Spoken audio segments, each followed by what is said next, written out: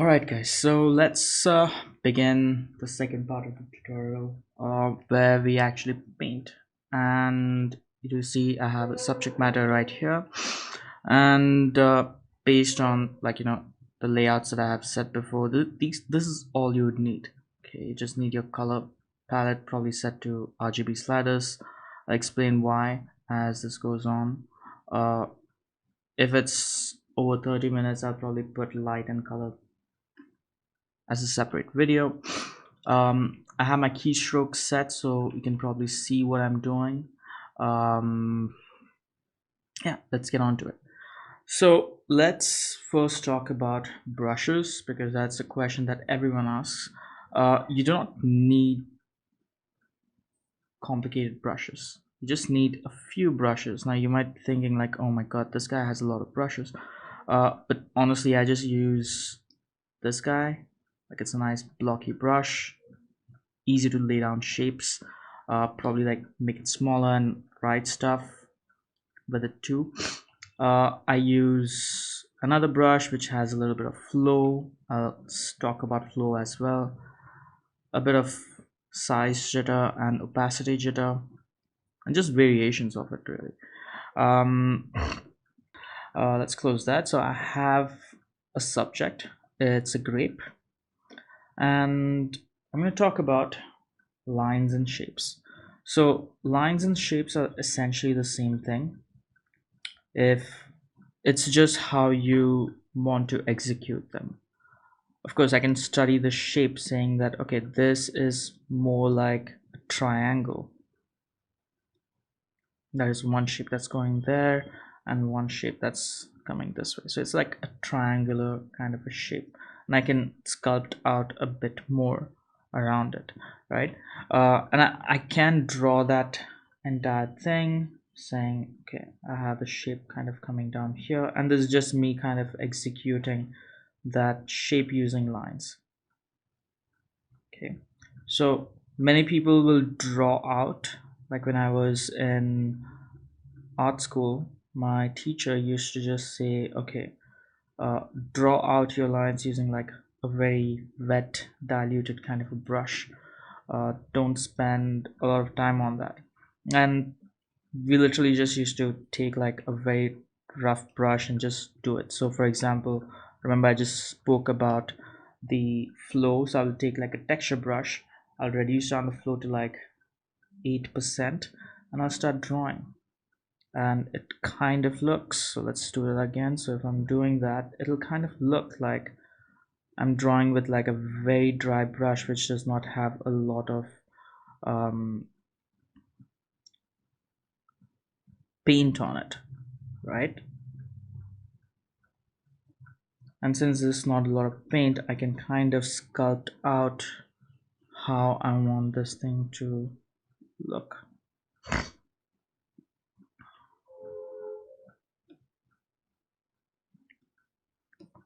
Okay, so it's just shapes, that's it. And the way you kind of draw your shapes is uh, like, using lines or just doing this. So this is one way if you want to kind of draw a shape, or you can come down and say, okay, it's going this way, so I'm going to use my lasso tool,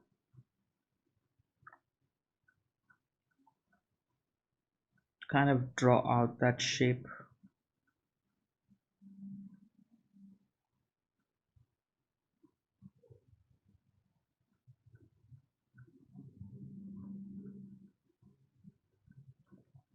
Okay, so once this is done, I can just fill this in, and this is also a shape, which is completely fine. Okay, so the way you draw out your shapes in probably like a big chunk like this, or probably just with lines like that, that's all. It's just how we see. Okay, don't be fixated on, oh, my teacher said to draw out shapes in form of silhouettes like in big chunks. Just do it that way. It's just the way we observe. So shapes is how you observe. You can execute it different ways. You can use a lasso tool, or you can just use lines. So let's break this down. So this that I drew is like a big shape. Okay, now let's divide this. Now if you Okay, before we divide this, let's talk about something a bit more. This shape that I just drew here is the positive shape. Okay, now why do I call this the positive shape? Because this is the shape of this grape that's there, and this is the main center of attention. This is the main thing that we're gonna paint, and this is the main focal area, right? So everything around it is the negative space, okay, or the negative shape or space. Okay? So, and many people have different ways to sculpt it. Some people will sculpt from the negative shape, some people will directly jump and draw the positive shape or the positive space directly, and it's just a freedom of choice. You can do it both ways. Okay, so there's no rule that says that okay, you have to paint it this way. Now let's go a bit more. Now the way I observe this is, this was my big shape that I just have. Okay, this was my big shape. Now I'm going to divide the shape even more. Now there are two ways to divide. Now if you're a designer, like let's say if you're designing for concept art, you're designing some products for a video game, for probably a movie, you'll divide that in what I would essentially call like individual design shapes, right? Like all these individual pieces. But since we're painting it, we can divide it a bit differently. So I'm going to divide this as light and shadow. So this area that's being hit, that's a shape. This is a shape probably here and some over there. Okay, so I can come down and say same stuff. That becomes a shape right there. That becomes another shape right there. One shape over here and another shape right there. Okay, so these becomes my so let's just put a different tone to it. So there you go.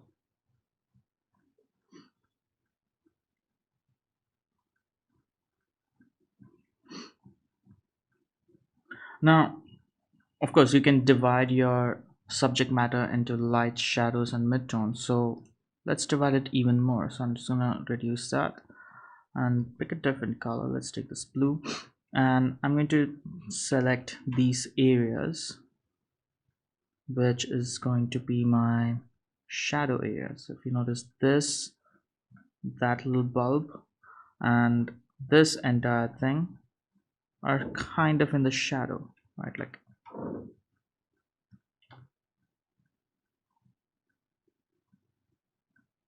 so I'm just going to draw that over here. I'm going to take a bit of, again, a different tone to show that. So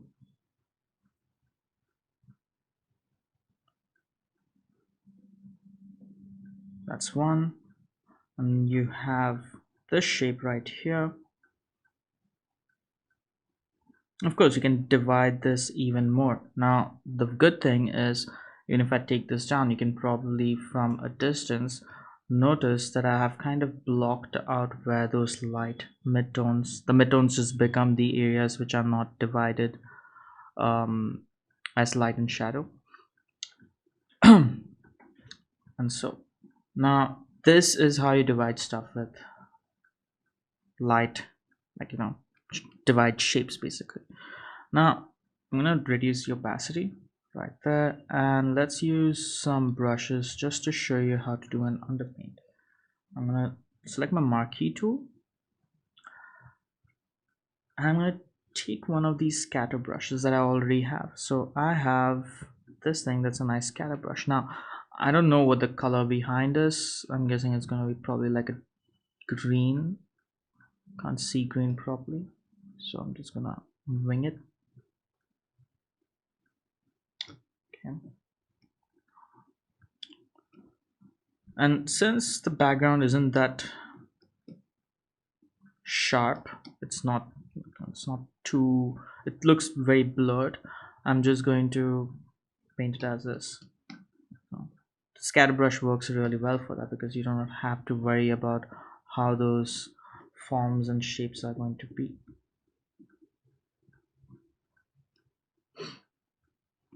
So that's one. Now there is some lighter shades that are coming in, so I'm just gonna increase that. Okay. And I will talk about how the RGB sliders work in a later video. So there you go. I'm not getting it too bright. Okay, it's somewhere in the middle. It looks bright because of the values adjacent to that, but it's not too bright. Okay, so now based on the sketch, I'm gonna come down and take my round brush. Now you can choose any kind of a brush. Now you can probably choose even your hard blocky brush, which does not have any kind of a settings, and you can just block out the stuff directly. Or you can just use a basic, you know, just your basic round brush. I'm just going to use a blocky brush, and I'll tell you why. So based on the silhouette, I'm going to start observing, and I'm just going to start sculpting out the basic shape.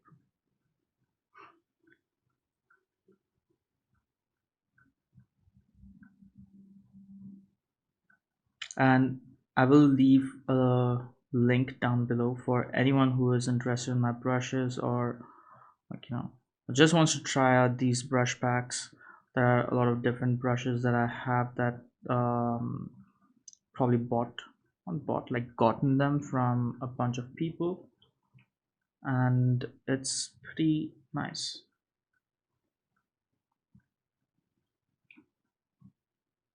Let's make it all nice and opaque. Now as you can see, I'm painting this just based around the shapes that I have.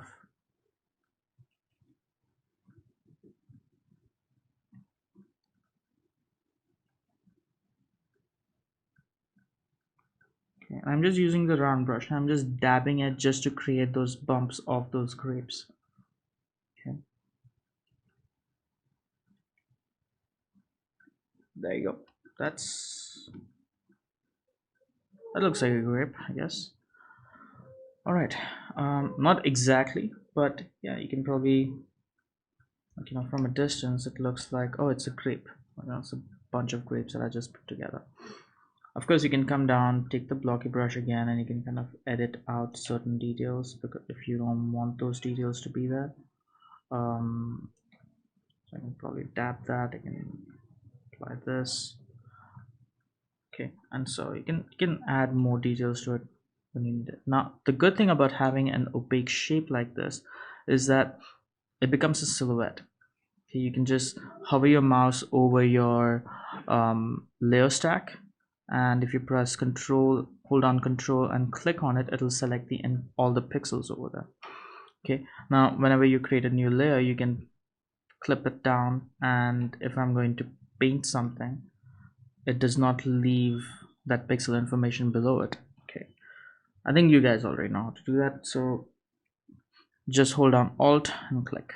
Okay, so let's go back here. I'm going to set this to multiply just so that I can see some of those shapes that I had initially laid out. All right, so it's still close enough. I added some extra details. Now let's divide these shapes based on the initial sketch that I had, right? Let's turn this to a different tone.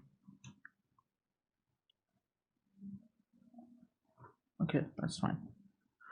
All right, so this is a light, so I'm gonna come down here and I'm gonna choose my soft round brush. Okay, and I'm gonna choose a lighter tone. Okay, and I'm just gonna hit that, just hit that lighter tone where I feel like light is going to be seen the most. So kind of increasing that value right here, there, and so. Okay, same thing over here, this area and that area where we had initially decided that's where the light is going to come. Now this, I'm just going to call it light. I'm going to make another stack and call this shadow. Okay, and I can probably take a nice shadowy kind of a tone and paint it where I know those shapes are going to be. So let's just put it on overlay or multiply. Okay, that's good. I'm gonna tap in there like so. Now I'm not going to talk about lighting in this video. I'm going to talk about brush efficiency, so stay tuned for that. I know this is a long video format, but I can't make short videos. It sucks. I don't have that skill to make short videos. I'm sorry about that, guys. Okay, but if you notice from a distance, forget about the colors, but just the light shadow information, I have captured that. Probably it needs a bit of a red, even at the shadow areas, and even towards the light I can push a bit of that red. But yeah, I'm able to capture that. Now what I can do is this. I can come down, take my sculpting brush, right, go to my brush settings and increase my scatter and increase my spacing, so I got some shapes, right, just how we spoke, like a scatter brush. You can add some texture to it if you want to. Now I can take this and I can start dabbing in certain parts. Don't change around the brush size because grapes, like, you know, these guys, they look a bit too similar in shape, so I'm just using the shape that I have already set and I'm just placing it like so. Okay, I'm just again drawing it out where I feel that it should be the most. Again, this is kind of a part in brush efficiency because you're using your brushes more smartly. You're not just going you're not doing that, you're using it, you're being very methodical. The good thing about using a brush this way is you're understanding the limitations of your brush and you're able to paint that. Okay, now let's talk about edges. There are only two types of edges, a hard edge and a soft edge. um, there is no such thing as a lost edge. I mean, there is, but you don't have to worry about it. Mostly because it's something that you don't want people to see at all. Okay, but so just focus on just the soft edge and the hard edge. Now a hard edge is usually formed in areas where light is being hit, and a soft edge is basically areas where light is not being hit. So your soft edge does not always mean that your brushwork will have to have like a soft kind of a flow, like, you know, use a hard soft brush and just paint with that. You can paint it just like this. So if I want to paint and show that there are a few grapes that are just here, I can do that just with this, just using a bit darker tone. Just go with that.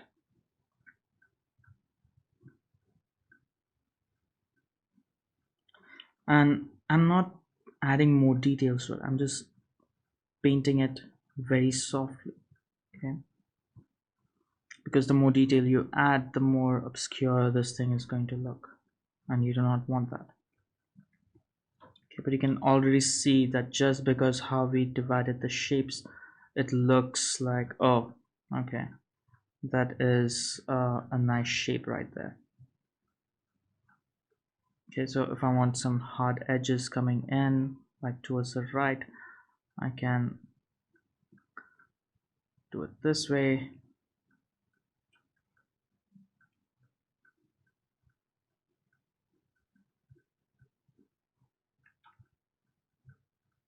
You can see, like, it's just sculpting. Like, I'm not focused on each um, grape. I'm just looking at it as a whole bunch, and I'm dividing the subject into light and dark shapes, and from a distance it looks pretty fine. Like, it does not look bad.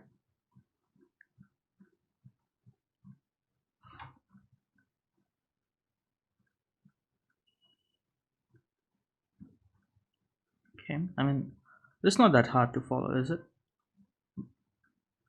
Same thing here. I'm just gonna come down and say, okay, I have some areas where light will fall.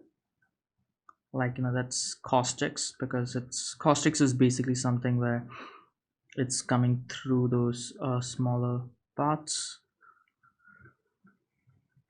The skin, probably like something that's translucent. That's what caustics is. Not caustics, my bad, not caustics, it's called subsurface scattering. Yeah, I'm not recording this and like editing it later. I'm just doing it in one go, so please forgive my mistakes.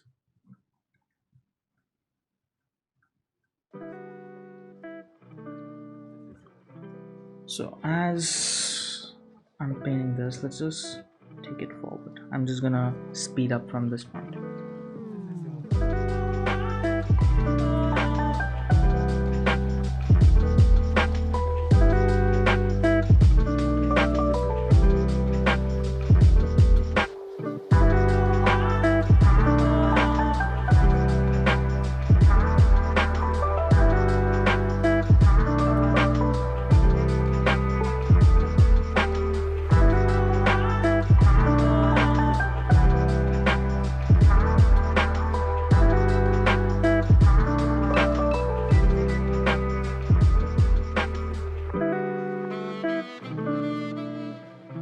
Okay, so just adding a slight note here. So if you notice, there is the shape, right? So these shapes are basically seen through. So you can add them as a shape that is like a negative shape too, because it's kind of creating more of a silhouette for your pieces of grapes. Now that's one. Now, second is, I just forgot to talk about the mixer brush, so let's just do that. Now, let's say I got this far. Okay, so you guys can see, if I just keep pushing it more, I can get more done. Now, but let's just talk about the mixer brush. So what I do with the mixer brush is kind of fun, because you press H, now you got all of your textural brushes. Let's say you made some texture brushes, and there are different settings. So mixer brush, I only use the dry. So what the dry brush does is, I take any kind of a textural brushes like this, and I stamp. Like, I just select an area. So what it does is, it takes the pixel information of that entire area, and it samples everything on that whole layer, like, all the layers below. If I paint, so let's say I sample this, and I have um, a white canvas right there, and if I'm gonna paint, I can paint with this information, that color information. Okay, so that's one way I use the mixer brush, just to get some textures going. And the good thing about the mixer brush is that it has a few perks to it, because it retains the texture information of your brush, not the dual settings of your brush, but the texture. So let's say if you open up your brush settings here, so you see there's a texture option, so you can apply your own textures to it, so it'll retain that texture information. So I have this canvas texture, it retains that information. So if I pick, change it to like a canvas, and increase the scale to it, and I paint with it, so you can see that canvas texture kind of coming in with that area that was sampled. Okay. um, I usually use this just to apply some noise at certain places, so it looks a bit different. It does not look the same. You get more of a painterly effect. So this is one way I use the okay, uh, the mixer brush. The second way is I set it to wet or very wet, one of them. This brush basically then turns into a brush where it is loaded with water and you're just mixing in the colors. So I can mix in those tones, I can mix in with the background, kind of add like those lost edges where it does not make any sense. Okay, so these are two ways how I use this setting. Right, so let's continue forward, and this will be a time lapse again.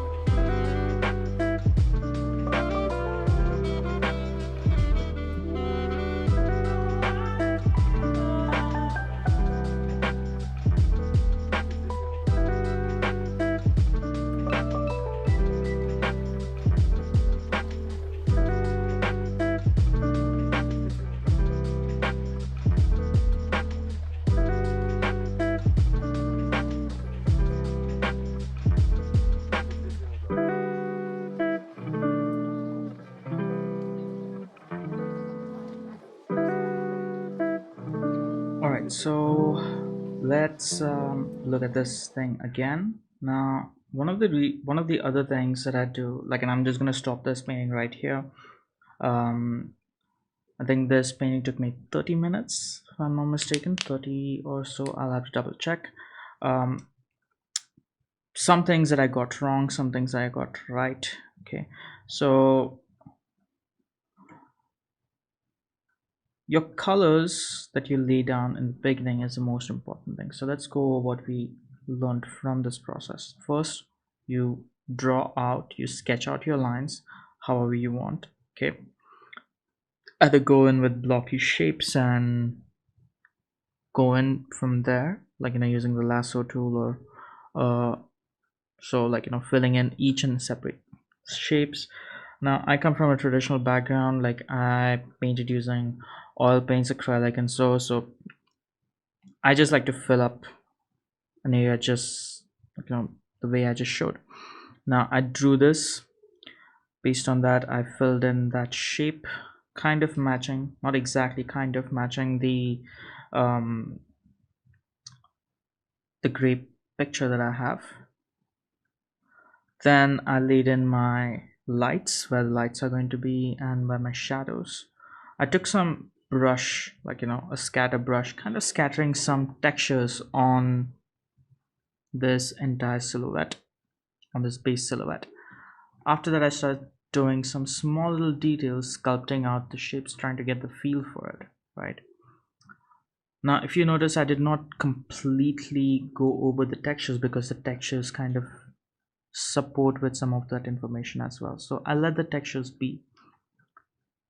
Added a few more details, like the small little lines that are going through, and finally the extra layer. But if you still go down and notice, the texture is there, but from a distance it looks like a not bad study. Of course I can push it even more, and I can paint for hours to come, but I want to cover up the other chapters that are there, which is edges, light, and colors, right? Like I want to go more deep into it, and I will be uploading all of them this week itself, so it's there for everyone to watch. um but I hope you guys enjoyed this small take on my version of showing how brushes work. um Love for you guys to share it, and probably try out some of these techniques that I just showed here. Okay, and remember, it's just shapes, and as long as you're able to get the lighting, the proportion, and like the brushwork right, in some cases it's fine. Now this looks okay, but I want to push this a little bit more. So what I can do now is, let's say I want to blur out some edges. I can take my wet brush, take any kind of a texture brush. So let's say I took this. Okay, um oh, that's too heavy. Maybe let's take, no, that's too heavy too. Yeah, I just use the top brushes. That's the reason. I'll just stick to this. It's my go-to. And I want to obscure some of these areas, so I'm just going to dab and just push it to the side like so. So it kind of looks more or less like a painting. Of course, since it's on a different layer, you can even come down with a soft brush and erase it. I'm just doing this on the darker side. I'm not doing it here. Okay. Probably background a bit if I want to, but just here, nowhere else. Okay, you can see that just gives it a nice washed out kind of a feel. Maybe I can do that here.